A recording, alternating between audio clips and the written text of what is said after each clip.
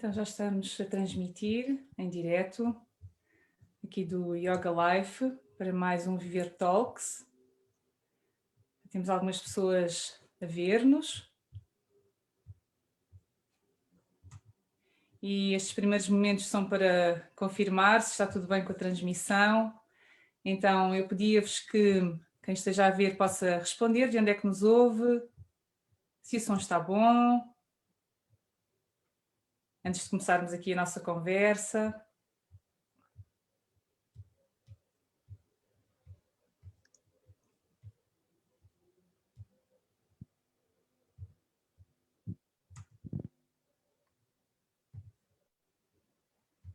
Temos 12 pessoas em linha neste momento.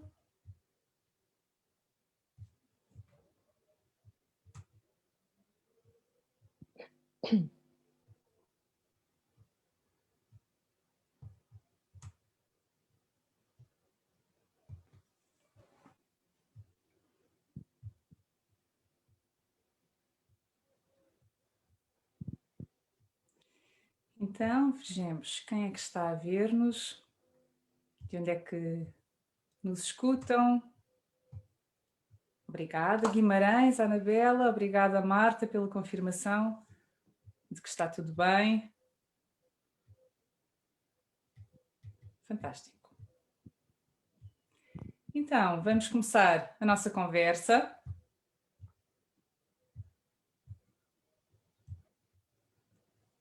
Estamos a postos.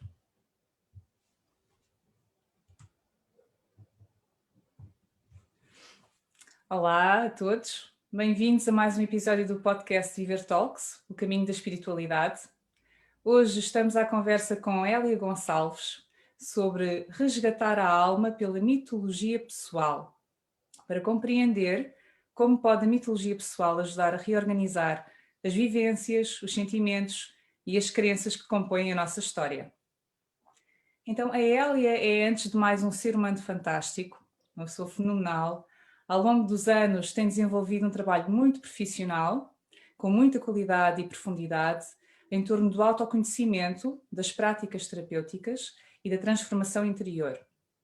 Ela é psicóloga clínica, faz parte da direção da Escola de Desenvolvimento Transpessoal e tem vários anos de formação e de investigação sobre mitologia, psicologia junguiana e o feminino.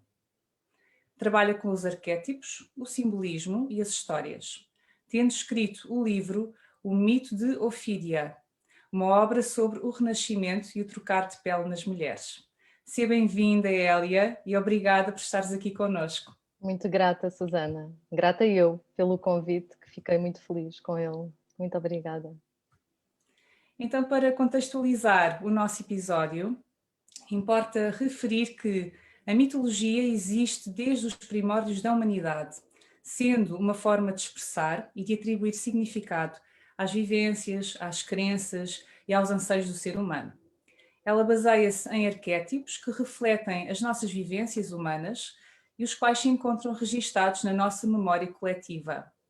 Sendo assim, a mitologia aponta caminhos para a resolução de problemas, desvenda os nossos talentos internos e as forças que residem no nosso interior, e revela também a ligação que possuímos com aquilo que é transcendente ou divino. O trabalho com a mitologia pessoal é um trabalho muito particular que nos permite analisar as histórias que contamos relativamente ao nosso percurso de vida e atualizar este guião interno sempre que ele se revele desadequado, permitindo assim integrar os fragmentos da nossa psique, da nossa alma, que se foram separando com cada desafio ou trauma que fomos vivenciando, e assim retornar a um estado de discernimento, de clareza sobre quem somos, quem queremos ser e como podemos realizar o nosso potencial profundo. Então, antes de mais, Hélia, queres contar-nos um pouco sobre ti? Como é que chegaste até este ponto do teu caminho, até à psicologia em primeiro lugar, e a partir daí como é que foste expandindo este teu conhecimento para novas áreas? Olha, a psicologia esteve presente desde muito cedo. Eu lembro-me que sempre foi, desde que comecei a refletir enquanto gente, salvo seja, sempre foi um caminho possível. Houve um momento em que eu senti, e é engraçado agora estas duas coisas estarem tão juntas, não é? Porque eu queria ser psicóloga, mas também queria ser escritora e contar histórias. E então andei ali em alguma confusão, até que decidi que ia ser psicóloga, até porque podia ser psicóloga e escrever, mas dificilmente iria para a literatura e me tornaria terapeuta. E a partir daí foi fácil. Também sinto que, de alguma forma, quando estudei psicologia, eu já andava à procura de um nível de profundidade diferente na psicologia. Portanto, eu sempre senti que o curso de psicologia era um caminho, mas não era a meta. Que aquilo que eu buscava era, de facto... Aquilo que eu ansiava era, de facto, trabalhar com os mistérios profundos das pessoas. Não só com os sintomas, mas, efetivamente, com aquele caminho interno profundo que vai guiando as nossas vidas. E eu sempre me apaixonei muito por pessoas, pelas suas histórias. Então eu penso que eu fui, ao acabar o curso, e mesmo antes dele, eu sempre fui buscando caminhos e técnicas e terapias, não só que me apoiassem no meu próprio crescimento pessoal, mas que fosse algo que eu pudesse integrar na minha prática e trabalhar com outros. E eu penso que foi isto, eu fui cheirando um pouco o caminho que me servia a mim e que eu sentia que de alguma forma fazia vibrar as minhas células. E quando eu sinto as minhas células a vibrarem, há este momento de impacto em mim, de trabalho, e logo a seguir eu sinto: eu tenho de passar isto aos outros, eu tenho de fazer isto também com outras pessoas. Eu também quero que outras pessoas sintam as suas células a vibrar. Então foi por aí. Foi por aí, quando encontrei a mitologia, e especialmente a mitologia aplicada à terapia, fez-me imenso sentido. Comecei pelos arquétipos, que é uma parte específica, e a partir daí as histórias começaram a encantar-me, e eu sinto que a linguagem simbólica é uma coisa que se treina. Ou seja, aquilo que eu sinto que faço agora e que vejo e que facilmente vou apanhando em termos de significados, se calhar há uns anos atrás demoraria muito mais tempo, mas eu sinto que é mesmo um treino, não é? Nós vamos nos treinando a apropriar-nos do símbolo. E o símbolo está muito conectado com a alma. E tu achas que essa vontade que tu tens agora em trabalhar com o símbolo pode também ter a ver com a tua maturidade deste momento, com as experiências que foste vivendo, entretanto, e com o olhar que agora tens sobre a vida? Sim, eu acho que sim, de mim e de qualquer pessoa. Eu acho que a experiência de vida, e não só a experiência, mas a forma como nós integramos a experiência, como deixamos que a experiência entre em nós e nos transforme, também ajuda muito na forma como nós começamos a integrar sinais mais subtis das coisas. E esses sinais subtis das coisas estarão relacionados com o quê? Com o universo, com a alma, com o transcendente? Que sinais são esses? Olha, eu penso que estão relacionados com tudo o que tu falaste, mas sobretudo, para mim, estes sinais subtis têm a ver com uma sensação de vivência do sagrado. Não é? Quando na tua vida cotidiana, e com todo o valor que ela tem, porque tem muito, há momentos em que se inspira mais qualquer coisa, não é? Se inspira um pouco desse mistério, se sente que há qualquer coisa para além da nossa história que também está a ser contada nesse momento, não é? Como se entrássemos em outros campos de consciência, de energia, se quiseres, há qualquer coisa. E estes outros campos, ou até mesmo a alma, são conceitos que não são muito usuais dentro da psicologia, dentro da área mais clínica. E sendo a psicologia a tua base, como é que tu fazes esta transposição? Por exemplo, nas tuas terapias, nas tuas práticas terapêuticas, com algumas pessoas usas estes termos que têm mais a ver com as vertentes que foste integrando no teu percurso mais para a Uhum. frente, com outras não usas? Adequas-te? Eu penso que há pessoas que vêm mesmo para trabalhar, sabem que eu faço este tipo de trabalho e vêm para trabalhar. E com essas é fácil usar esta linguagem, é disto que elas vêm à procura. Mesmo que não conheçam muito bem a linguagem, têm sede de conhecer. Com as outras pessoas, eu adapto muito à linguagem do outro, não só à minha. Mas posso perguntar, por exemplo, qual é que é a sua experiência com o sagrado?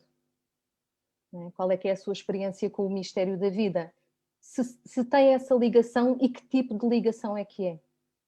E é a partir dessa linguagem do outro que vamos trabalhando. Não faria sentido eu usar a palavra alma, por exemplo, com quem não tem essa ressonância. Até porque o trabalho não podia... nós não podemos integrar aquilo que não está em nós, não é? Que não conhecemos. Então tento perceber qual é que é a relação dessa pessoa com o sagrado. Com o sagrado, com o coração, com o profundo, com aquilo que para o outro for importante e o faça sentir isso. E é a partir daí que trabalho. E esse sagrado que tu referes não tem necessariamente a ver com religião, não é? Só para esclarecermos, porque há Não. pessoas que podem ter essa conexão, até facilitada, e sentir essa sacralidade em tudo o que os rodeia, mas não serem minimamente religiosas, não é necessário ter esse requisito, não Sim, é? não tem nenhuma necessidade. E há pessoas que efetivamente a sua experiência é religiosa, e todas as experiências com o sagrado são religiosas se nós usarmos a palavra religar-me ao mistério, não é? Religar-me a algo que é maior do que eu. Mas no sentido em que tu estás a dizer, não é? De religião, de um determinado tipo de igreja ou de doutrina, não é necessário de todo. E às vezes esta é a grande dificuldade das palavras que se usam, porque eu acho que alma ou espírito também está muito ligada a determinados conceitos, e às vezes é difícil nós trazermos esse tipo de palavras que têm tanto peso e que para nós têm um significado muito mais limpo, digamos assim. Mas quando se consegue encontrar qual é a palavra do outro, tenha conotação religiosa ou não, já conseguimos começar a entrar neste campo. E para ti em particular, que tens esta visão já tão ampla da vida, o que é a alma? Eu penso que a alma é a nossa natureza selvagem interna. Eu penso que a alma é aquela parte que não se define tanto por conceitos, que não coloca tanto o bem ou o mal, ou a luz ou a sombra.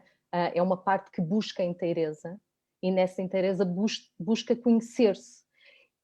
E conhecer-se de formas especiais, não é? Conhecer, ok, aqui não tanto no sentido de transcendência, mas no sentido de escavar, não é? Escavar o que é que existe em mim que é inteiro, não é? E por isso me faz única.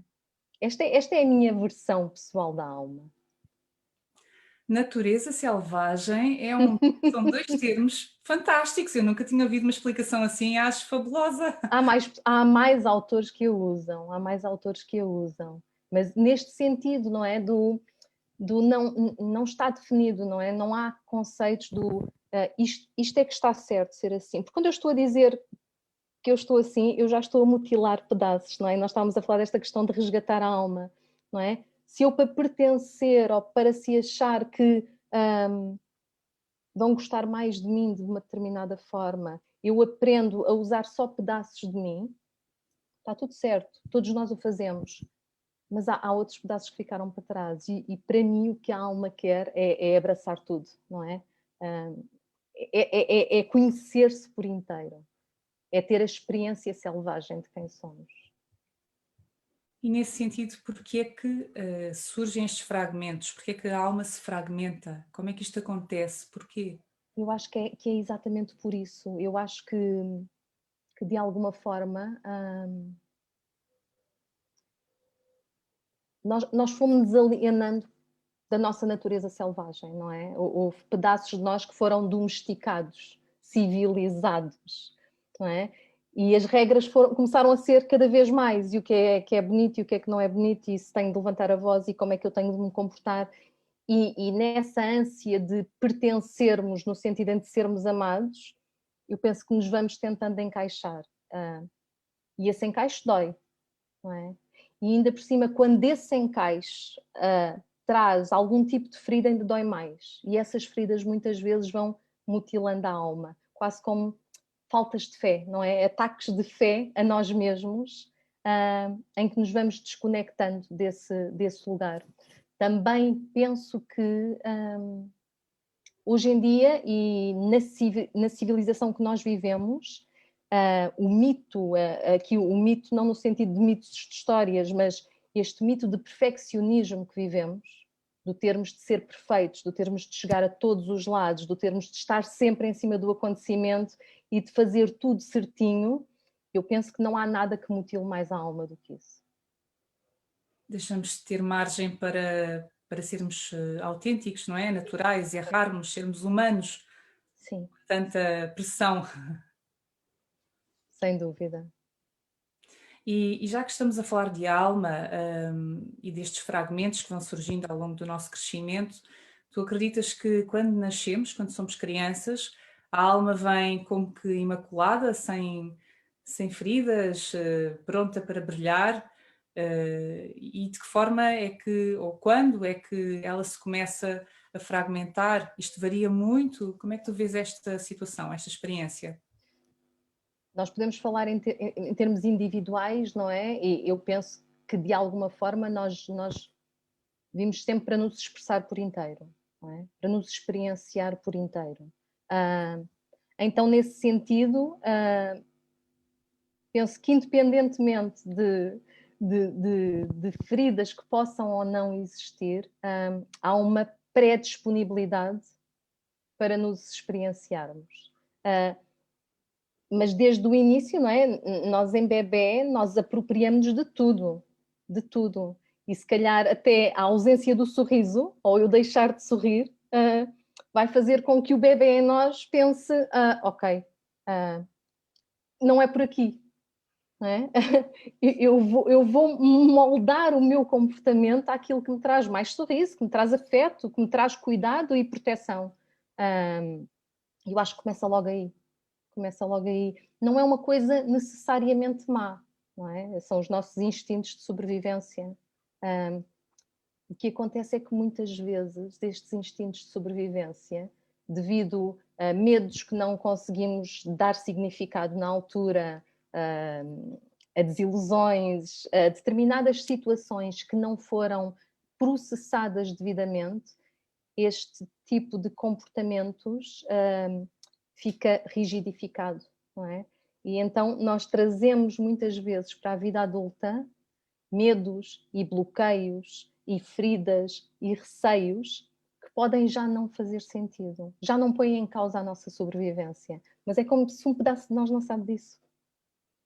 E continua a viver com esses lugares, continua a viver com essas narrativas fixas, não é? De que o mundo é um lugar perigoso. Eu às vezes nem sequer sei porque é que o mundo é um lugar perigoso, mas neste caso vou, com os meus filtros, apropriar-me de tudo o que é perigo para justificar algo que afinal não está aqui, está muito mais lá atrás. Então, nesse sentido, nós precisamos de resgatar a alma para sermos inteiros, como dizes. Eu acredito que sim. Qualquer pessoa, porque todos nós passamos por essa experiência da separação, da fragmentação, tal como conta a jornada do herói, e precisamos de fazer o caminho completo para regressar a nós mesmos. Mas e então, quem não acredita na existência da alma, quem não tem esta percepção mais ampla da vida, será que está destinado a não evoluir, a não crescer, ou crescerá com mais sofrimento? Como é que essas pessoas podem fazer o seu resgate da alma também? Eu penso, assim como eu de alguma forma acredito que nós vivemos os nossos mitos pessoais, quer tenhamos consciência deles ou não, ou quer lhe demos este nome ou não, podemos não lhe dar este nome e dar outro qualquer. Aquilo que eu chamo alma vai sempre apelar e procurar inteireza, quer eu tenha consciência disso ou não. Não sinto que seja muito importante a pessoa acreditar em alma ou num sentido mais espiritual ou religioso, ou dar-lhe este nome para perceber E eu acho que quando falamos nisto, quando falamos de inteireza, quando falamos de integrar todas as nossas partes, eu acho que qualquer pessoa sabe do que é que nós estamos a falar. Então, aqui chamamos-lhe alma, porque eu sei que tu sabes o que é que eu estou a falar e qual é o conceito, mas de alguma forma, como disseste, não é? A natureza selvagem interna, ou este lugar em nós único que busca inteireza e que busca expressar-se de uma forma única, eu acho que qualquer pessoa reconhece isto em si mesmo. E entrando na mitologia, que é o tema que nos traz aqui para fazer esse resgate à alma, tu trabalhas com a mitologia pessoal, os mitos pessoais. Para quem não conhece, podes explicar o que é que são os mitos pessoais e como é que eles têm relação com os mitos coletivos, porque esses mitos coletivos eu penso que a maioria das pessoas tem noção do que é que são as histórias arquetípicas, as lendas, os contos, as fábulas, mas então como é que fazemos esta relação? Eu trabalho com as duas versões, não é? Com a parte do coletivo e com a parte do pessoal. E explicando os mitos coletivos, também é fácil chegar aos mitos pessoais, porque os mitos coletivos, numa versão mais ampla, são histórias arquetípicas que explicam coisas como a origem do universo, ou porque é que estamos aqui, ou de onde é que vimos. Numa versão menos ampla, de alguma forma, recontam histórias de demandas arquetípicas que quase todas as pessoas vivem, ou que foram vividas tantas e tantas vezes que acabaram por ser contadas de uma forma arquetípica, não é? Ficar como um arquétipo, quase como uma imagem. E que, quando se conta um mito, algo se reconhece no mito, não é? Há histórias nas quais nós nos reconhecemos. Mesmo que tenham deuses e dragões e magia, há histórias nas quais nós nos reconhecemos. Também existem mitos coletivos a um nível ainda mais pequeno, que são os mitos de uma civilização, que são os mitos de uma família, não é? Quando eu tenho uma família não é? Em que todas as gerações alegam coisas como a vida é muito difícil, ou só se consegue ser rico se for corrupto, eu estou a criar um mito coletivo, na qual os membros daquela família, se não se derem conta desta narrativa e de onde é que ela vem, vão simplesmente viver acreditando nele. O mito pessoal, diz, Susana, ias falar. O mito pessoal vem também deste lugar de mito coletivo mais familiar. O mito pessoal tem a ver, é como se fosse um mapa de crenças, explicações, experiências, vivências, coisas que nos disseram, regras de conduta, que eu tenho ou não consciência, mas que existem em mim, através do qual eu dou explicação aos meus acontecimentos. E que, ao contar a minha história, é quase como se eu a conseguisse contar com um início, meio e fim, com um significado. Isto tem tudo a ver. Mas, na verdade, eu estou a contar uma narrativa com base nesse mapa que é só meu. E dentro dessas narrativas, destas histórias pessoais, e estavas tu ainda agora a referir, existem histórias e narrativas que são fixas, e dentro dos teus artigos tu referes também que há outras que podem ser atualizadas e outras que podem ser imaginadas. Ora, isto são conceitos ainda um pouco estranhos para a maioria das pessoas. Podes explicar-nos que tipo de narrativas são estas? As narrativas fixas, muitas vezes, são aquelas que, quando nós nos damos conta delas, são aquelas que precisam de ser atualizadas. Ou seja, de alguma forma, a narrativa fixa é aquela que é inegociável. Imagina que tem a ver com este mito coletivo familiar que é contado vezes e vezes e vezes. Eu nem sequer ponho em causa, não é? Na minha história e a forma como eu a explico, isto vai sempre existir. Portanto, a narrativa fixa é a parte da minha história que eu nunca ponho em causa, que eu conto sempre da mesma maneira e que às vezes nem me dou conta que pode ou não ser exatamente assim, ou que pode já não ser assim. Ok? A narrativa imaginada pode ter dois sentidos. A narrativa imaginada pode ter a ver com eu viver este mito coletivo identificando-me, por exemplo, com um arquétipo, sempre, eu sou sempre a vítima, né? Ou tudo o que acontece me ameaça, é uma ameaça à minha segurança. Eu identifico-me com a Cinderela. Eu vou sempre andar à espera que um príncipe me venha salvar.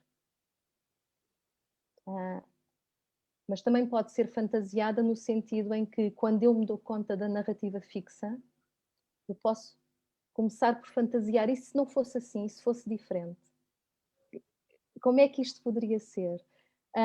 E finalmente tu tens o mito atualizado, e o mito atualizado é de facto quando há um trabalho consciente sobre este mito pessoal, quando olhamos para ele, quando percebemos os pontos de conflito. Eu gosto de lhe chamar encruzilhadas, porque tem muito a ver com as próprias histórias, não é?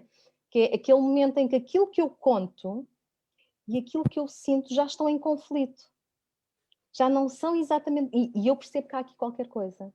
Então, eu tenho de olhar bem para a história, para cada pedaço da história, e eu tenho de perceber onde é que é o ponto em que eu tenho de atualizar este mito.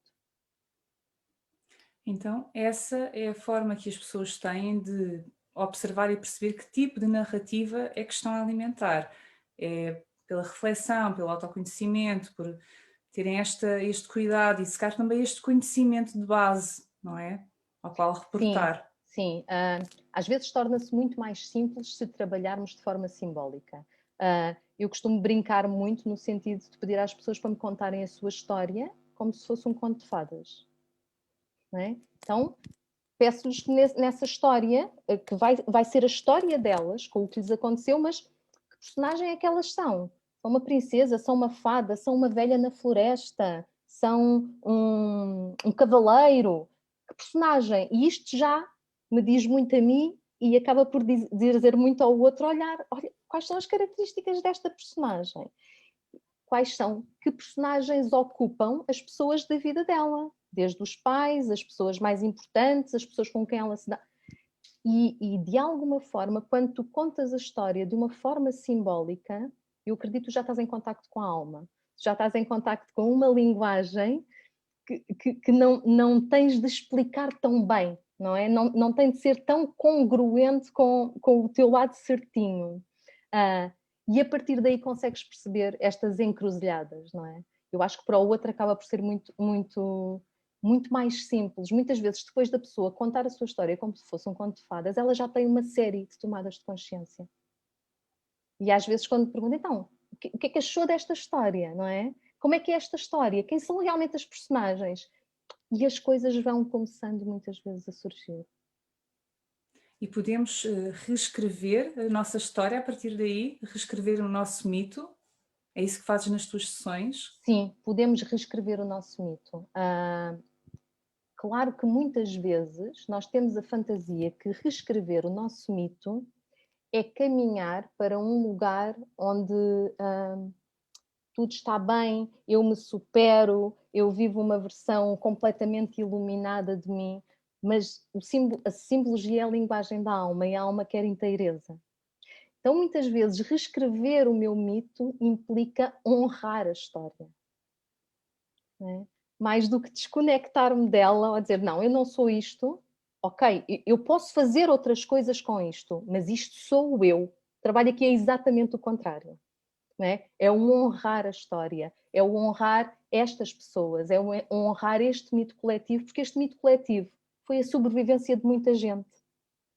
Não é? E é por isso que eu estou aqui. E este honrar é muito mais sanador. E dá muito mais força para um reescrever de uma história. Porque eu inteira tenho muito mais força do que só uma parte de mim. Só uma parte de mim vai estar sempre a defrontar-se com a outra. E vem o famoso síndrome do impostor, não é? Nunca somos suficientes, estamos sempre a enganar alguém, isto não é completamente real. Isto é real, mas há o outro lado também, e esse também tem de ser abraçado. Esse será então também o trabalho com a sombra? Sim, sim, sim. A alma está muito ligada ao trabalho simbólico da descida, não é? Ao trabalho do escavar. Há um autor que eu gosto muito, o Bill Plotkin, que ele faz uma separação incrível. E ele diz que nós para vivermos uma vida cotidiana prazerosa, autêntica e verdadeira, nós temos de fazer o trabalho do espírito, o trabalho da alma. Né? E o trabalho do espírito tem a ver com este lado transpessoal, tem a ver com este lado de não identificação, com este lado eu sou mais do que isto, com este lado há algo comum a tudo o que vive, que também sou eu. O drama pessoal não é o que me define. Mas se eu só fico neste trabalho, eu acabo por viver em bypass, não é? Em bypass espiritual. Eu não quero conectar-me com as coisas duras da vida. E tens o trabalho da alma, que é o trabalho da inteireza, que é o trabalho de ir lá fundo, é o trabalho de olhar para estas partes todas, não é? E de perceber que elas também são dignas de amor, que elas estão ali por um motivo, que elas estão ali para te proteger, se calhar há décadas. Não são partes feias e má. Esta questão do trabalho da sombra é muito interessante. Nós vemos muita sombra como uma parte má. A sombra é o que não está iluminado. A sombra é o que está rejeitado. Às vezes são dons e talentos incríveis, não é? E muitas vezes este trabalho de escavar, não é? Que nós chamamos muitas vezes o processo pessoal, é o que permite olhar para essas partes e acolhê-las. Claro que aqui da mesma forma, se nós só ficamos no trabalho da alma, sem subir cá acima, ficamos aditos a este processo pessoal, não é? Quase uma espécie de narcisismo em que eu nunca saio do meu umbigo e do meu processo e não venho cá fora, não é? E a verdadeira essência destes dois trabalhos é a vida cotidiana, que é o serviço ao mundo, à vida, ao outro. Então acaba por ser interessante que o trabalho faça esta ligação com estas duas partes e sobretudo com a minha parte real, humana, autêntica, vulnerável. Explicação fantástica. Tu dizes também, num dos teus artigos que escreves para a Escola Transpessoal, penso eu, que está no site da Escola Transpessoal, que quando vivemos mitos que não nos servem, aquilo que sentimos é mal-estar, desconexão, isolamento, desadaptação e ansiedade. Então estes sinais, qualquer pessoa no seu cotidiano pode perceber que já indicam que há algo na narrativa que ela conta a si mesma que não está a funcionar, certo? Sim, eu muitas vezes,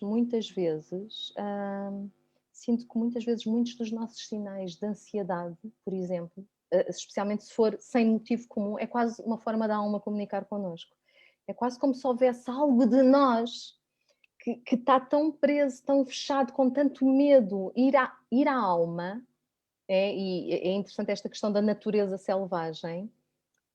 Eu acho que tem o mesmo impacto para as pessoas do que fazer uma Vision Quest na selva, em que tu não sabes que animais selvagens vais encontrar. E eu acho que dá esse mesmo medo, às vezes, ir aos nossos processos profundos. Então, muitas vezes, bloqueamos isto. Mas eu também sinto que a alma tem vida própria, não é? E ela tem de se expressar de alguma forma. Eu própria já senti isto em algum momento da minha vida e eu sinto que muita gente também sente isto, que é, eu não estou a viver a minha vida. Não é? A vida que eu estou a viver não é aquela que eu deveria estar a viver. Não deveria nesse sentido de regra, mas que algo em mim apela. E a maior parte de nós está aqui. Não é? Tem de estar, porque as circunstâncias esmagam-nos muitas vezes, não é? Com as contas, com as tarefas, com aquilo que é suposto ser certinho, mas uma natureza selvagem não quer muito saber do que é certinho ou não, não é? Então, não é a questão do seguir a natureza selvagem e largar tudo, porque eu acho que a vida passa-se no cotidiano, lá está, com aquilo que há e com o real, mas é uma questão de escutar. Né? Escutar que histórias épicas são estas, que mitos são estes que não estão a ser revelados, porque eu estou a viver narrativas fixas, porque eu estou a viver aquilo que eu ainda acredito que me vai trazer mais proteção, segurança, afeto por parte dos outros, mas que não me traz a mim nutrição, não traz o alimento da alma. E é preciso estar muito atento para perceber essa situação, essa experiência, não é? Porque depois nós acabamos facilmente por nos acomodar ao dia a dia, à rotina, ao que é conhecido e familiar, e mesmo que às vezes a alma queira mostrar que há ali qualquer coisa que precisa de uma atualização, É mais confortável ficar no lugar atual, mesmo que não seja um lugar Sim, feliz para a sim. maioria das pessoas. O Joseph Campbell, que foi um grande nome desta questão dos mitos pessoais e do trabalho com a mitologia, ele diz uma coisa muito engraçada. Ele trabalha muito com pistas míticas, não é? Então, ir à alma, ir ao inconsciente, também pode ser uma viagem, perder-se na floresta, não é? Nos contos de fadas, a gente perde-se na floresta, quando algo tem de mudar. Quando nós nos perdemos na floresta, há uma mitologia antiga que já não serve, não é? Eu tenho de encontrar quem é esta nova pessoa, mas de facto estamos perdidos, eu não sei disto. Não é? Há um momento da nossa vida em que nós nos sentimos pura e simplesmente perdidos. E o Joseph Campbell diz uma coisa que eu acho incrível, ele diz, se tu te perdes na floresta e vês o caminho que tens a seguir, não estás realmente perdida na floresta. E muitas vezes, quando nós estamos nestes momentos, o que nós queremos é sair dali o mais rapidamente possível. É humano, eu também quero. Sair do desconforto o mais rapidamente possível, encontrar uma solução o mais rapidamente possível. Mas na linguagem simbólica e na linguagem da alma isso não acontece. E essa solução rápida, muito rapidamente volta para o mesmo sítio. Não é? Neste trabalho de atualização de mitos e de descobrirmos quem somos, eu acho que há que respirar fundo e suster o desconforto. Não é? Esta questão do permanecer ali, não é? Que eu acho que é um lugar muito feminino. Permanecer ali o tempo necessário. Não é? Há um arquétipo que eu gosto muito, que é a Hecate, não é? Ela tem uma candeia, não é? Não é uma luz imensa, é uma candeia, não é? É a luz suficiente para o passo seguinte. Então, muitas vezes, quando estamos nestes lugares, e isto é que é o verdadeiro perder-me na floresta, não é? Esta é que é a verdadeira demanda, é a coragem de permanecer ali. Porque uma terceira alternativa vai surgir. Se eu permanecer tempo suficiente, não vai ser certamente aquele lugar para onde eu tentei ir logo que vai surgir, vai ser outro. E esse já vai vir de um lugar mais profundo de mim. Esse já me vai permitir atualizar o mito. Ou seja, não há que ter medo da experiência desconfortável ou da experiência da dor, porque nessa experiência difícil reside sempre uma solução, existe sempre uma solução ou uma resposta ou algo que podemos aproveitar para o nosso crescimento. Não há que fugir, não há que entrar no escapismo, não é? E como tu dizes muito bem, aguardar e estar serenamente na experiência em si, Sim, não se dentro do alienar sereno da que se experiência. consegue, não é? Às vezes há experiências de facto muito dolorosas. Eu acho que aqui, quando nós estamos de facto em dores profundas, é importante ir ao início do mito, não é? E perceber quem era aquela heroína desde o início, porque a parte que está em dor e com medo é essa, é a parte criança de nós, não é? Muita da dificuldade em suster a dor e o desconforto é eu identificar-me com a minha vulnerabilidade, não é? Com a minha criança, não é? Mas eu posso quase fazer esta questão de ter duas personagens, não é? E uma está aterrorizada e cheia de medo, e eu permito que ela fique assim, porque as crianças têm direito a ter medo do escuro, não é? Mas eu também tenho este lado que pode dar colo e pode dizer: eu fico aqui contigo, eu fico aqui contigo, vamos ficar aqui ambas. E torna-se mais fácil. Mas também é preciso fazer este trabalho de me apropriar de mim, não é? Porque muitas vezes nós estamos muito zangados, estamos muito revoltados com a parte de nós que é falível, com a parte de nós que é vulnerável, com a parte de nós que tem medo, e lá está, e é a tal questão do perfeccionismo, e vivemos naquele lugar em que tudo tem de ser perfeito, temos de estar sempre à altura da situação, e preferivelmente sem nunca nos vulnerabilizarmos, não é? E este lado não permite entrar em contacto com esse lado verdadeiramente assustado de nós e que precisa de colo. Mas essas vulnerabilidades todos os seres humanos têm e na vulnerabilidade também existe uma força, não é verdade? Absolutamente, absolutamente. Acredito absolutamente nisso. Quando tu dizes eu também sou isto, há muito menos partes de ti ameaçadas. não é? Já não há tanta necessidade de esconder. Eu também sou isto, é verdade. Somos todos. Quem não é? Não tens que gastar energia a tentar fugir, ou esconder, ou Sim, fingir que aquilo não existe. sem dúvida. Direcionar essa energia de uma forma mais criativa para outro lugar. Então, e dentro dos teus mitos, destes mitos com os quais tu trabalhas, referiste agora a Hecate, há algum mito que tu gostes particularmente, que seja o teu mito favorito, ou que tu acabes por utilizar mais recorrentemente nas tuas sessões terapêuticas? Olha, eu sinto que o meu mito favorito durante muito tempo, e ainda é um mito que me toca muito, é o pele de foca, que é o mito, é uma história de um homem que vê as selkies, não é? As sereias a tirarem as suas peles para virem dançar na praia sobre a figura de mulheres, e acaba por esconder a pele de uma delas, e quando elas querem regressar à água, esta não consegue regressar, e ele pede-lhe para ela casar com ele. E eles fazem um ajuste dela permanecer um determinado tempo com ele. Mas claro que casam e têm um filho, e claro que, passado esse tempo, ele não quer deixá-la ir. E ela sabe que tem de ir, porque ela sabe que tem de recuperar a pele e voltar ao seu elemento, não é? Por muito que isso custe. E acaba por ter mesmo de ir, e na história é o próprio filho que encontra a pele e que vem trazer a pele à mãe, porque ela começa a definhar. A pele dela começa a ficar seca, os olhos começam a ficar baços, o cabelo começa a ficar quebradiço. Então, independentemente de tudo o que ela tem aqui seguro e amado, ela acaba por ter de resgatar a própria pele e voltar ao mar. E eu acho que é um mito que ressoa muito àqueles de nós que querem chegar à alma, não é? E que sabem que há uma pele por resgatar. Ah, Então aplica-se tanto aos homens como às mulheres este mito, da eu tua acho que sim. Eu, perspectiva? eu- eu trabalho, eu, eu trabalho com homens e mulheres, mas, por exemplo, em grupos trabalho muito mais com mulheres. E eu não conheço uma mulher única que não se conecte com este mito.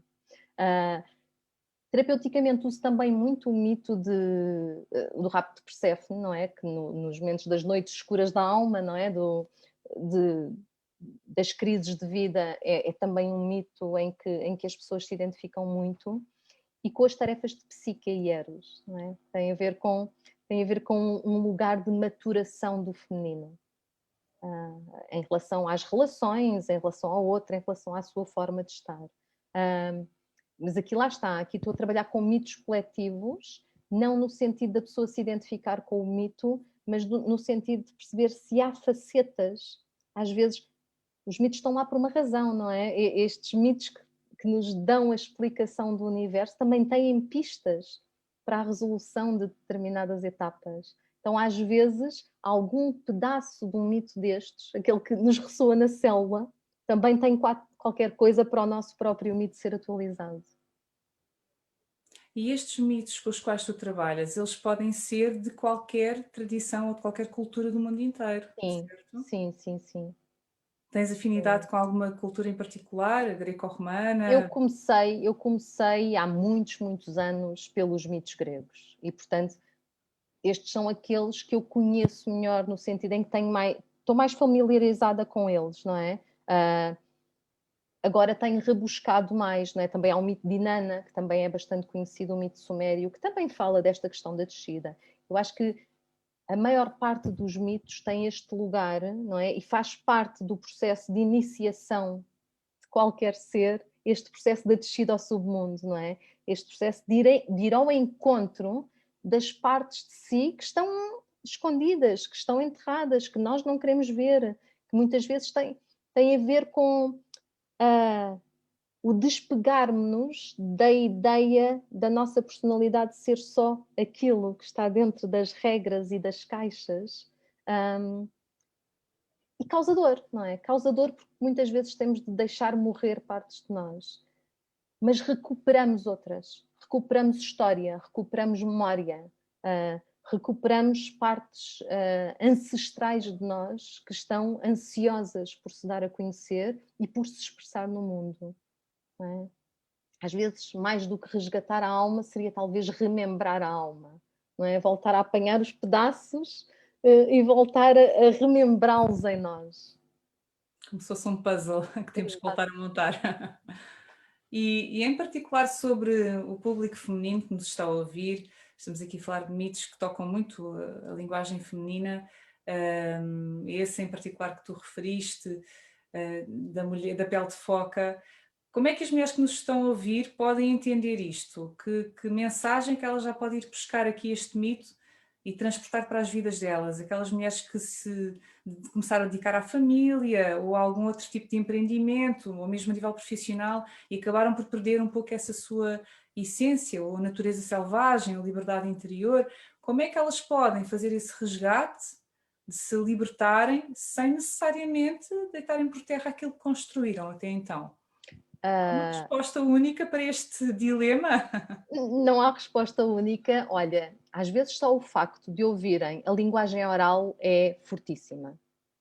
Às vezes só o facto de se contar a história, isto traz tantos significados diferentes, traz tanta tomada de consciência para as pessoas que ouvem a história.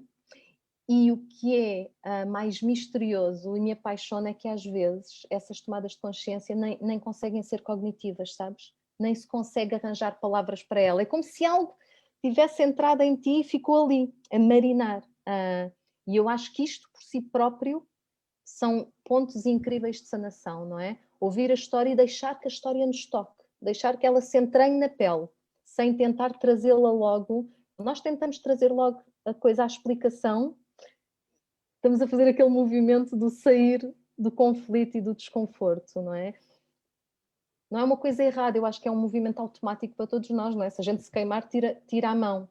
Mas neste processo de conhecimento pessoal e de trabalho, é importante tirarmos a mão e em seguida dizer, não, mas espera, isto não está a queimar, eu tenho de ir aqui ver o que é isto.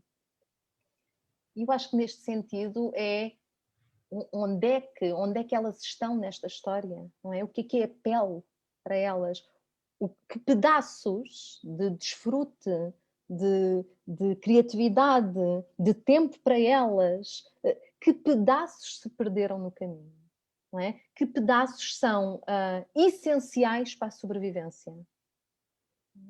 Porque, melhor, vou reformular, que pedaços são essenciais para viverem de verdade? Porque muitas vezes nós estamos em sobrevivência.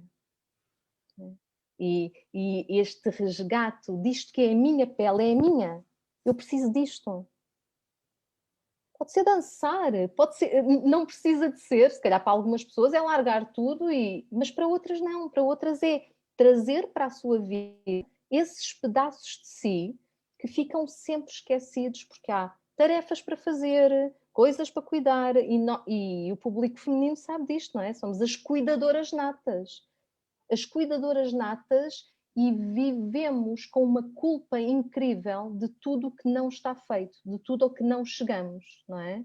Trabalhamos 12 horas, mas se não conseguimos, não nos apetece cozinhar e temos de mandar vir uma pizza, que péssimas mães que somos, porque estamos a alimentar tão mal as não há compaixão por nós mesmas, não é? Porque para haver compaixão teríamos de estar à altura de tudo, não é? Isto é a perda da pele. Na perda da pele eu não me escuto, eu não percebo, por amor de Deus, tipo, eu mereço mandar vir uma pizza porque eu estou cansada e mereço também sentar-me a comer qualquer coisa e a desfrutar. E não há este lugar porque nós pomos o cuidar do outro, o cuidar das coisas, a produção acima de nós. E esta questão da pele que tu referes, da pele de foca, e agora eu vou transportar um pouco a conversa para o teu livro. Tu escreveste um livro sobre esta mudança de pele, o mito de Ofídia, e que toca muito este tema do feminino, precisamente o que tu estás a dizer.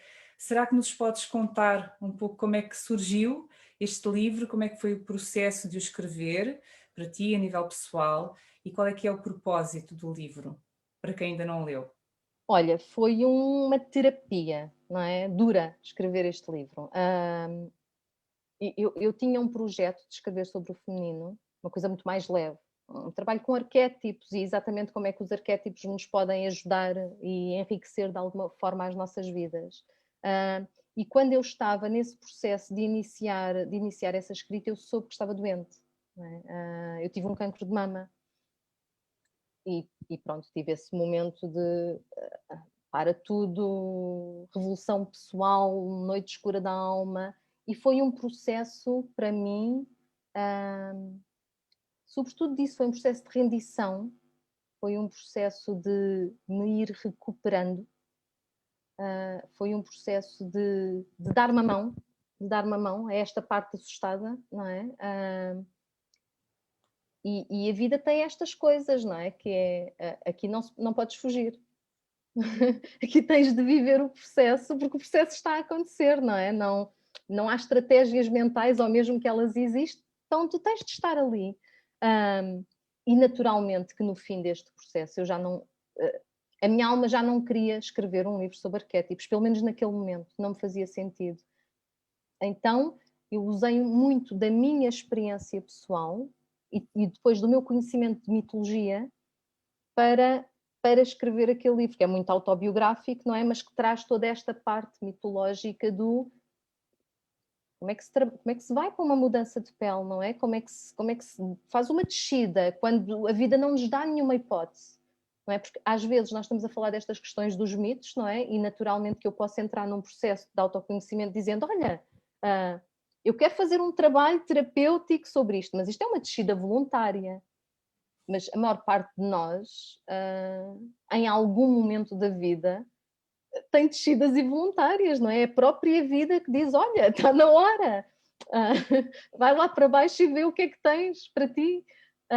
E essas descidas são muito dolorosas, não dependem de nós, e há que ficar, e há que permanecer, e no meio de tudo aquilo tive experiências de rendição, que são coisas incríveis, que nós falamos e nós queremos, mas às vezes, por mais que queiramos, não acontece, e às vezes é exatamente no meio dessas perdas que tu rendes, não é? Quando, olha, é a tal famosa frase, seja feita a tua vontade, eu estou aqui, porque não depende de ti, não é? São experiências incríveis, são experiências que nos transformam imenso. Então o meu livro é sobre isso. E é um livro de esperança? Diz? É um livro de esperança?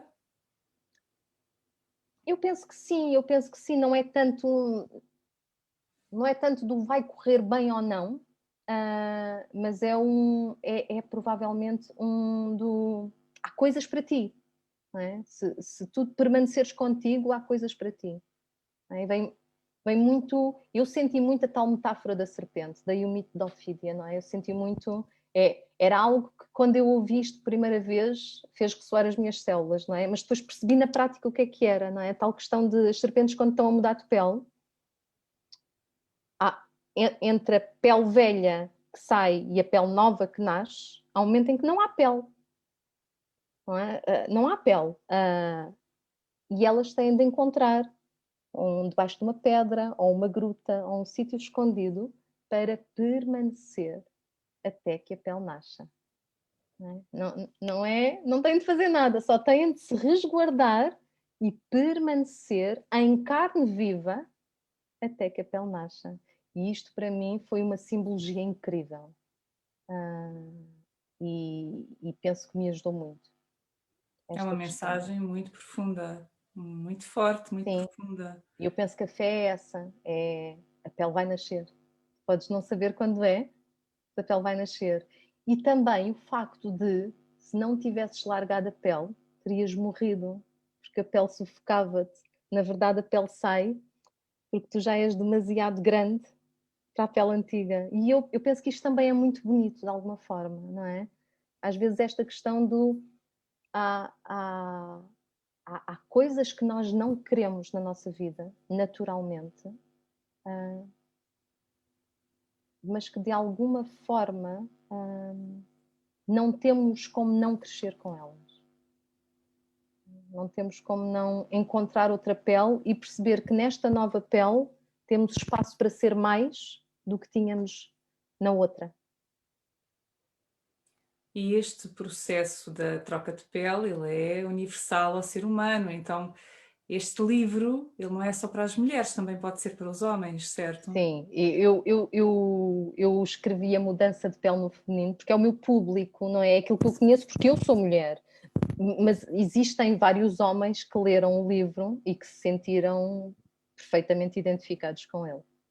Sim, sim. Claro que é um livro que lê muito mais mulheres, não é? Eu acho que esta questão de mudança de pele, Susana, é arquetípica no feminino, não é? Porque nós esquecemos muito das nossas peles, não é? A mulher esquece muito da sua natureza selvagem e ela precisa, a sua natureza selvagem é essencial para ela se sentir viva. Então tu achas que as mulheres de alguma forma têm mais necessidade de ir mudando de pele ao longo da vida, talvez porque somos por natureza mais sensíveis e adotamos esse papel que tu referes, de cuidar e de nutrir e de nos esquecermos um pouco de nós. Então será que este processo do renascimento nos toca mais a nós, mulheres, do que aos homens? Eu não sei dar-te essa resposta. É provável que não, é provável que não. Penso que nos toca mais a nós a vivência com a culpa de não chegarmos a todo lado. Penso que esta questão do mito do perfeccionismo, não é? De querermos ser boas profissionais e boas mães e boas esposas e estar sempre arranjadas e ir ao ginásio. Ou seja, há uma exigência no feminino e que nós próprias nos impomos que nos faz esquecermos-nos da pele mais facilmente. Se calhar é mais por aí, não é? Então, penso que de alguma forma, se calhar precisamos mais vezes de ir rebuscar a nossa pele, porque nos esquecemos muito dela, não é? Nesta nossa ânsia de chegar a todo lado. Há uma grande culpa no feminino daquilo que eu não consigo fazer. E como é que nós podemos transformar essa experiência de culpa ou a experiência de uma dor no geral, que possa vir de qualquer momento de crise, na experiência diferente do amor, da liberdade, da cura? Porque quando estamos dentro da experiência da culpa ou da dor, por vezes pode não ser fácil enxergar esse caminho, ou enxergar essa possibilidade, ou sentir de todo que essa experiência do amor que é tão apregoada, que somos seres livres, que somos seres completos, que somos seres luminosos, pode não ser assim tão fácil de sentir isso. Como é que nós podemos saltar não, mas passar dessa experiência em que parece que está tudo, lá está, na noite escura da alma, para a experiência da luminosidade? É pelo permanecer e há mais alguma pista? A questão do amor, eu acho. Nós falamos muito em amor incondicional, não é? Mas muitas vezes, quando falamos em amor incondicional, na verdade estamos a falar em amor condicional. Não é? Porque muitas vezes nós buscamos a experiência do amor exatamente na parte bonita. Não é? E eu penso que a noite escura da alma nos ensina a amar o que nós achamos que não é amável. Esta é a grande dificuldade, não é? Como é que eu posso ter a experiência do amor se eu não estou disponível a amar em mim aquilo que eu rejeito, aquilo que eu acho feio e mau? Né? Sabes o que é tão interessante? É que muitas vezes quando estamos nestes lugares da sombra, não é? Temos de ir à vulnerabilidade, e a vulnerabilidade simbolicamente trabalha-se muito com a criança interior, não é? Com o arquétipo da criança interior. É que muitas vezes é tão difícil amar a nossa criança. Mas se tu mudas a pergunta, não é? Isso é certo. Então, mas imagina que é o teu filho ou a tua filha que tem este comportamento e este. Aí já não é nada difícil amar. Não é? Então, há um bloqueio imenso ao facto de sermos humanos, não é? Nós não queremos amar a nossa humanidade, mas queremos ter a experiência do amor. Portanto, queremos um amor incondicional que não abarca este lugar nosso, não é? Daí a importância do suster, daí a importância do permanecer e daí a importância de ir aprendendo a acolher aquilo que eu durante toda a vida rejeitei, que eu fugi a minha vida toda. E acaba por ser muito interessante, não é? Porque nós fugimos tanto destas partes sombrias, fugimos tanto delas como fugimos dos nossos talentos. Como fugimos daquilo que é inato em nós para se expressar em serviço à vida. Então eu pergunto, não será o mesmo lugar?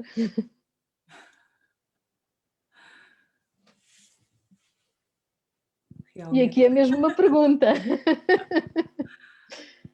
Realmente, sim, há quem fuja da sua própria luz, há muito essa experiência, não é? Quando temos algo tão bom dentro de nós, que às vezes é difícil agarrar isso e não fugir, por medo que não dure, por exemplo, não é? Sim, Mas sim, quem sim, sabe venha do mesmo lugar. sim. Eu recordo-me durante muito tempo e algumas pessoas com quem eu trabalho em terapia dizem-me exatamente as mesmas coisas. Imagina que tens, eu sentia isso com a escrita. Imagina que tens algo que tu gostas muito de fazer, né? Que até fazes só para ti, às escondidas. Né? E a ideia de mostrar ao outro é 1000 vezes pior do que te despires e te mostrares nua.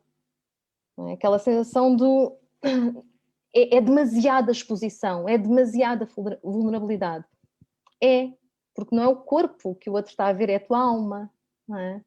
Porque eu acho que os teus dons e os teus talentos estão ligados à tua alma. E efetivamente, quando eu não aceito a minha inteireza, não é?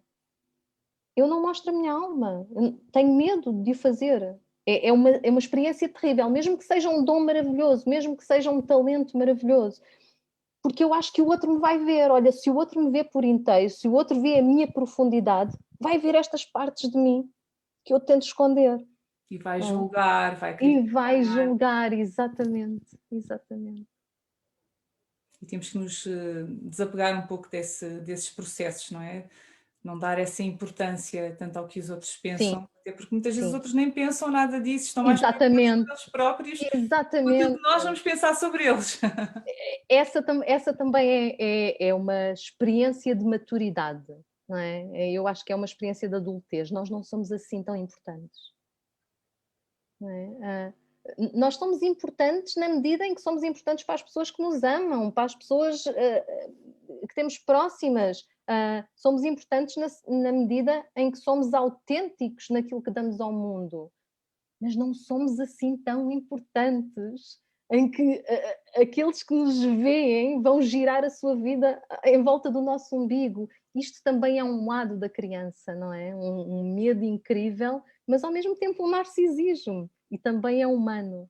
Ah, eu sinto que estes lugares da alma, estes lugares de resgatar a alma, ah, dão-nos uma noção melhor de quem somos e, e do que estamos aqui a fazer, mas também nos dão uma noção mais leve de quem somos. Neste sentido, não é assim tão importante. Eu não sou assim tão importante.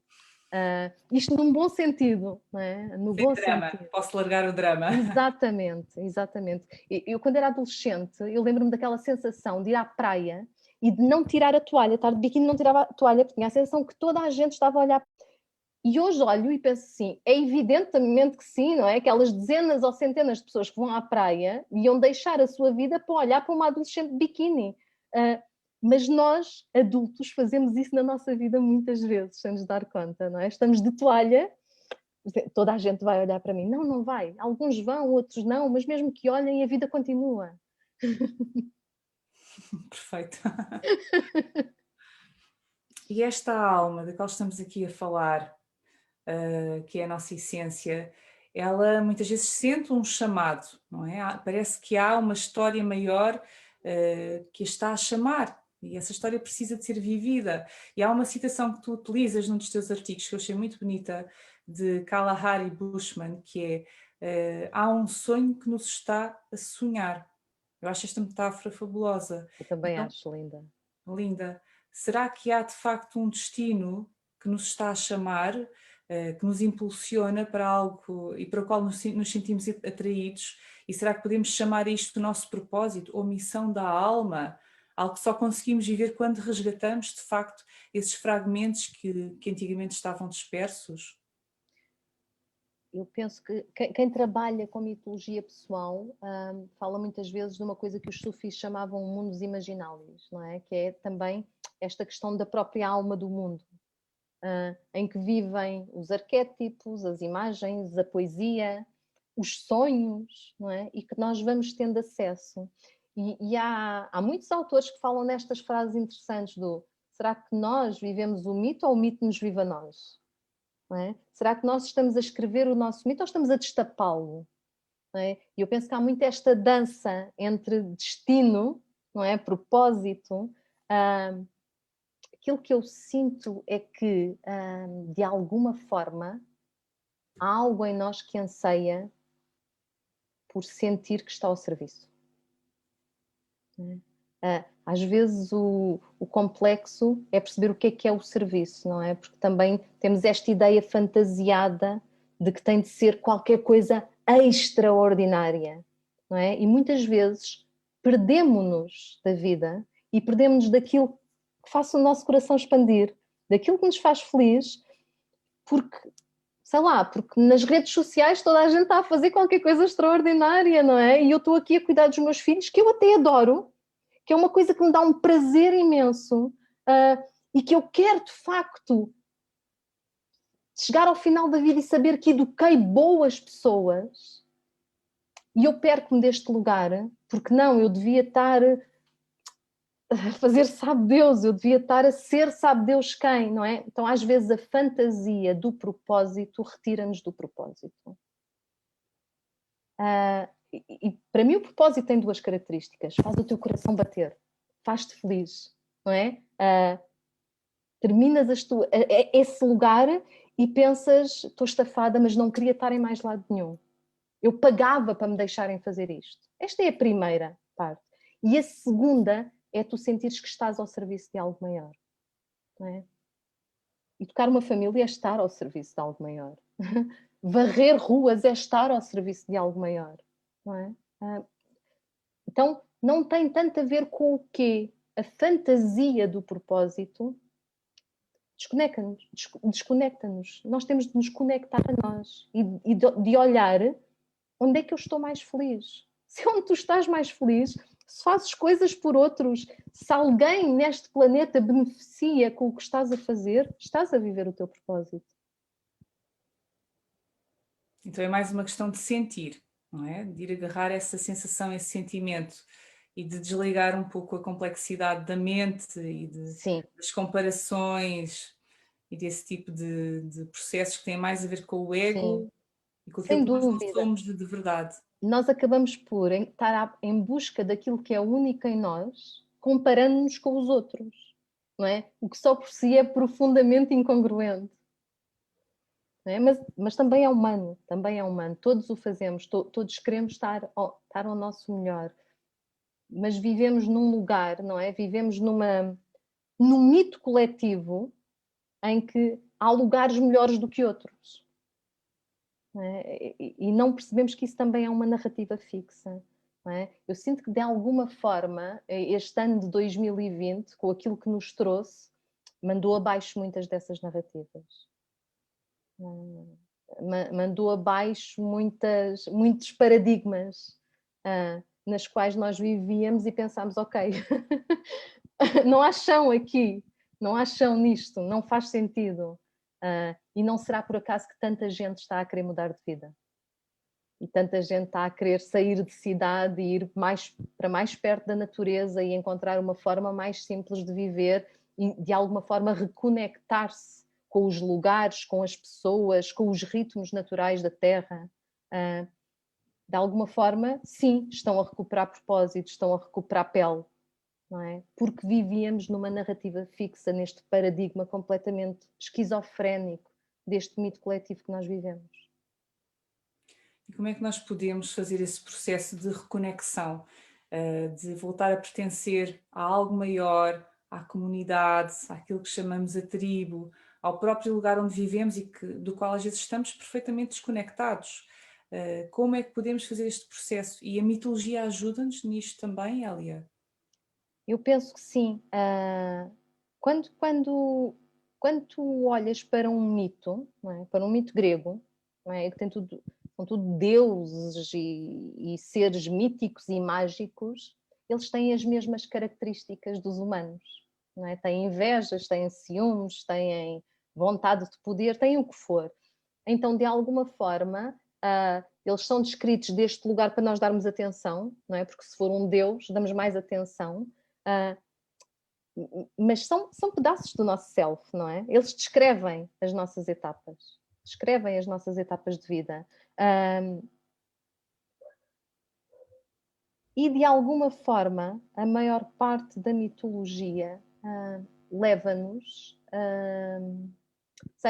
leva-nos a estas demandas pessoais nas quais nós, aquilo que aprendemos é que as coisas não nos pertencem, nós é que pertencemos às coisas. E se calhar começaríamos por aí, não é? Se calhar temos de nos reconectar à vida e às pessoas e aos lugares, mudando esta perspectiva, não é? Eu pertenço a este planeta, não é? Eu faço parte.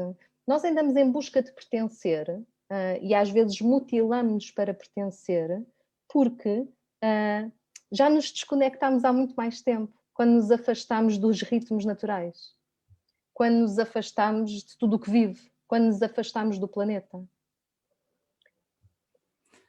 Não é por acaso que há uma crise e nós queremos ir para a Terra. Não é? Nós queremos voltar à mãe, neste sentido simbólico. Nós queremos voltar aos lugares onde pertencemos. Mas e quem não pode voltar para a natureza? Como é que faz? Procura. Eu sinto que de alguma forma tu não precisas de voltar para um lugar, não é? Para o meio do campo.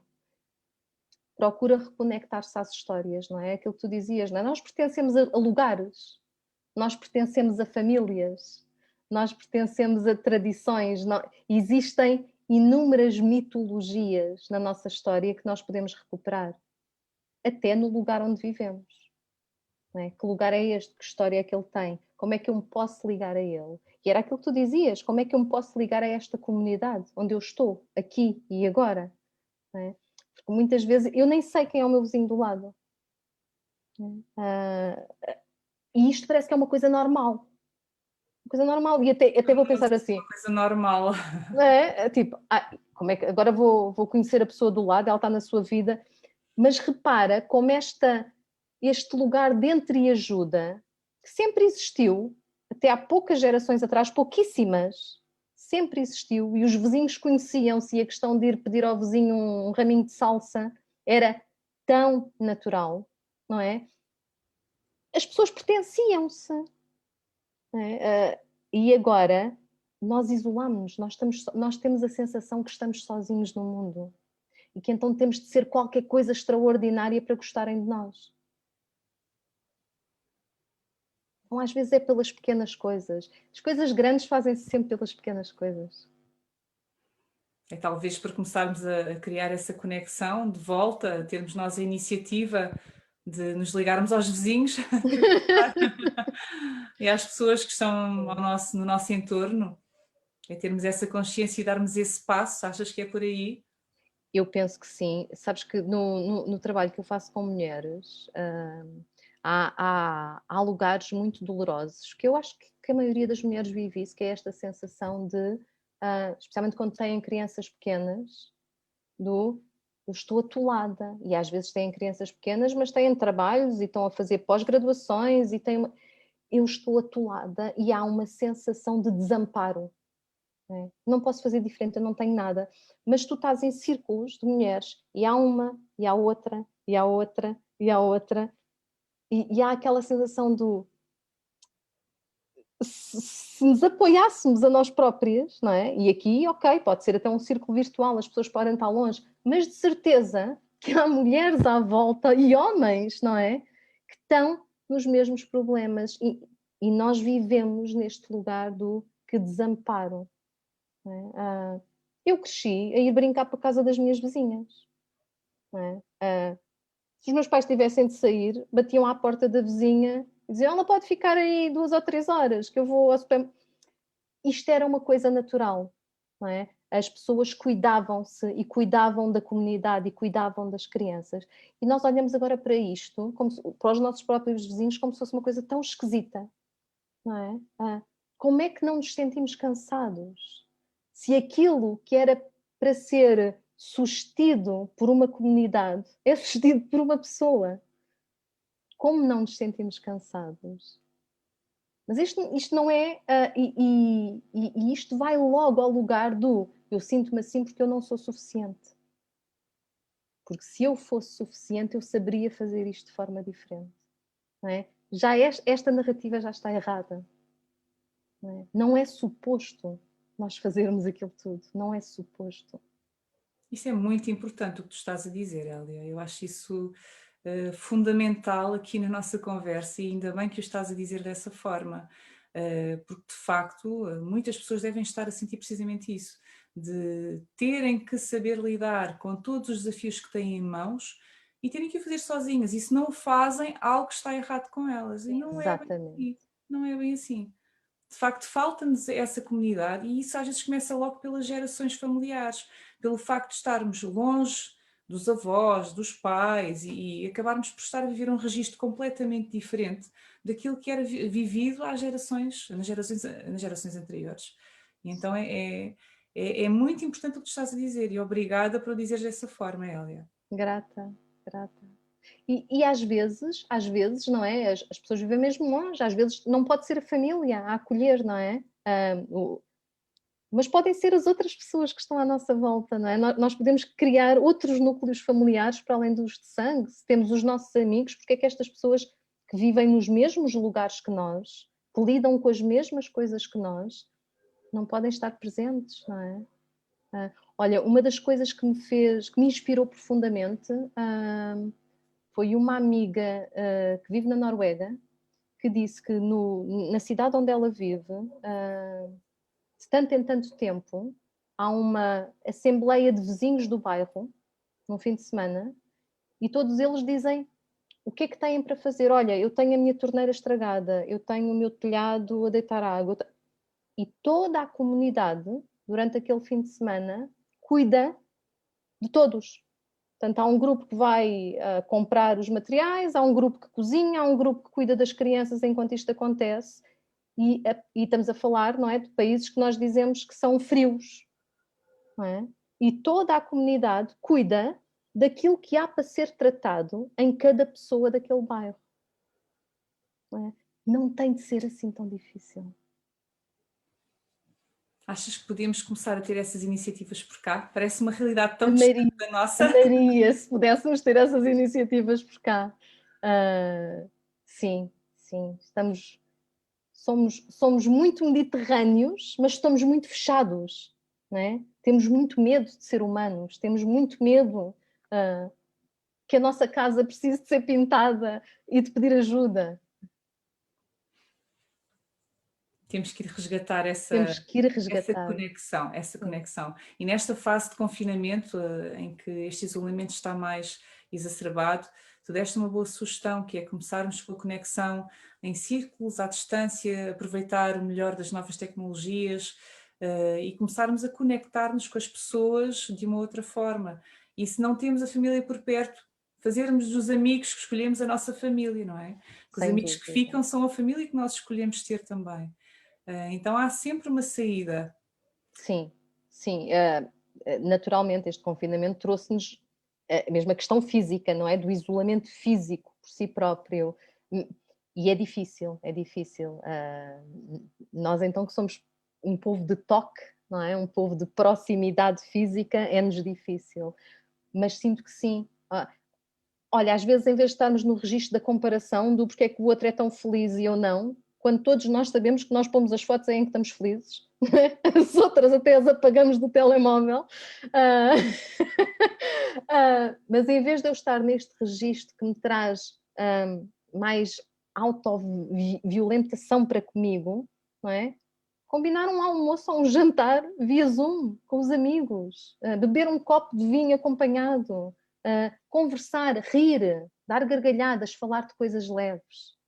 Não é? Acho que também às vezes há muito esta questão do o que não é, especialmente neste meio do desenvolvimento pessoal, o que não é profundo, o que não é de grande trabalho, não é tão valioso. Não, é muito valioso dar umas belas gargalhadas com os amigos. É muito valioso, porque esse nutre outro lugar de nós, não é? É muito valioso. Hélia, eu vou aproveitar estas tuas palavras tão sábias para fechar aqui com chave de ouro o nosso episódio, que está muito, muito interessante. Eu gostaria de te perguntar como é que as pessoas que nos estão a ouvir te podem encontrar? Onde é que elas podem saber mais sobre o teu trabalho? Onde é que elas compram o teu livro? Como é que elas te podem seguir? Olha, eu tenho a página no Facebook, Hélia Gonçalves, tenho um Instagram, não é? Filha da Praia, e o meu livro, é assim, neste momento o mais fácil é mesmo comprar online, na editora Mahatma, ou na WUC, também está disponível no WUC. Por isso, muito grata, foi tão bom estar aqui contigo. Obrigada. Conversa tão agradável. Conversa super agradável e tão interessante, porque não é fácil, a meu ver, falar destes temas que são mais subtis, são de uma outra esfera e trazê-los para a realidade concreta. E tu fazes isso muito bem, fazes essa ponte de uma forma belíssima, o que só mostra que tu vives a 100% aquilo que tu pregas, porque tu entendes perfeitamente o que estás a dizer. E eu acredito que as pessoas que chegam às tuas mãos, seja nos círculos terapêuticos, seja nos workshops, seja nas práticas individuais de terapia, ficam muito bem acompanhadas. Então, sou a primeira a recomendar-te. Grata muito, Susana. Obrigada, Hélia, pelo teu tempo, pela tua disponibilidade, pela tua inspiração. Muito obrigada. Obrigada também a quem nos esteve a ouvir. Eu estive a dar uma olhadela aqui pelo nosso chat. Não vi assim nenhuma pergunta, porque às vezes há perguntas que também surgem e nós gostamos de dar resposta. Mas seja como for, se me escapou alguma, eu sugiro que entrem em contacto direto com a Hélia, porque ela é muito acessível, uma pessoa fabulosa, que ela com certeza irá responder. Então, da nossa parte, agradeço. Este episódio vai ficar disponível no site viver.pt, onde estão também os outros episódios do podcast Caminho da Espiritualidade e também episódios do yoga, das conversas com o yoga, pelo João Silva, e estará também disponível no Spotify. Então, se quiserem voltar a ouvir, ou se acharam que é interessante e vale a pena partilhar com alguém que possa sentir que é útil esta informação, então façam-no, por favor, nós agradecemos e cá nos encontramos num próximo episódio. Obrigada a todos, até breve.